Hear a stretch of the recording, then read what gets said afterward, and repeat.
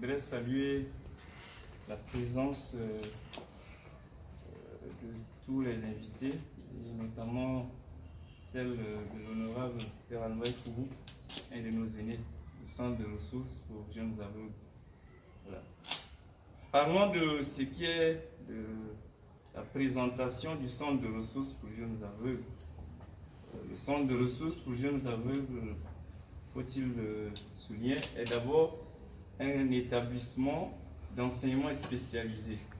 C'est un établissement qui accueille les jeunes en situation de handicap visuel. Et le centre existe déjà il y a 32 ans. Et c'est depuis 1988 que le centre a été créé par un prêtre jésuite français, le père Jean Villiers, déjà défunt, paix à son nom, sous le concours actif de l'archidiocèse de N'Djamena. Et depuis 1988 jusqu'à nos jours, le centre a formé plus de 100 personnes en situation de handicap visuel, tout niveau confondu et tout domaine confondu. Parce que vous avez ici dans nos centres, nous avons le volet professionnel, le volet éducatif, pour lequel nous œuvrons activement. Cette année, nous avons un effectif de 44 élèves, dont 36 sont internes et 8 sont externes.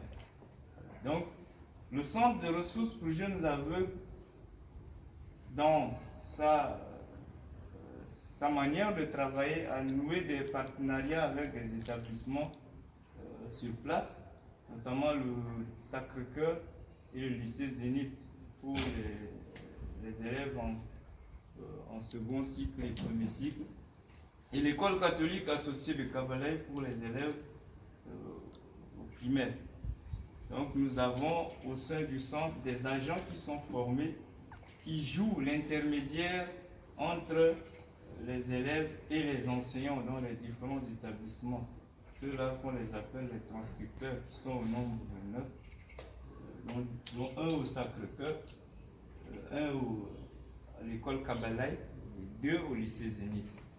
Et à l'intérieur ici, nous avons les formateurs en braille, parce que dès que l'enfant arrive, nous l'initions en braille avant de l'orienter dans un établissement. Donc, le centre fonctionne d'octobre en juin. Il peut arriver qu'on aille jusqu'à juillet-août. Donc nous fonctionnons en fonction du rythme scolaire.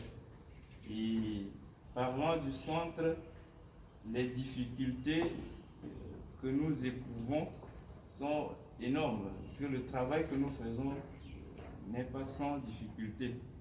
Et l'une des difficultés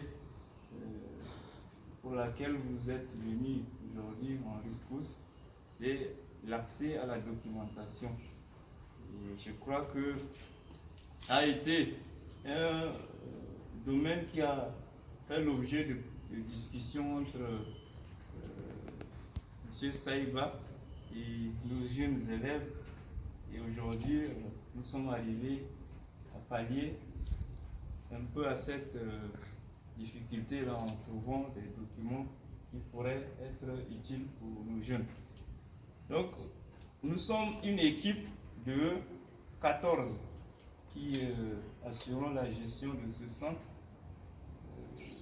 dont 2 prêtres, 2 parents d'élèves et un ancien pensionnaire du centre de ressources pour jeunes aveugles, moi-même, et quelques agents d'appui.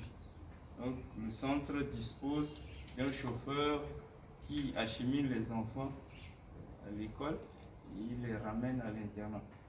Au niveau de l'internat ici, dans les activités, nous avons les activités culturelles qui consistent à former nos élèves en instruments de musique et à assurer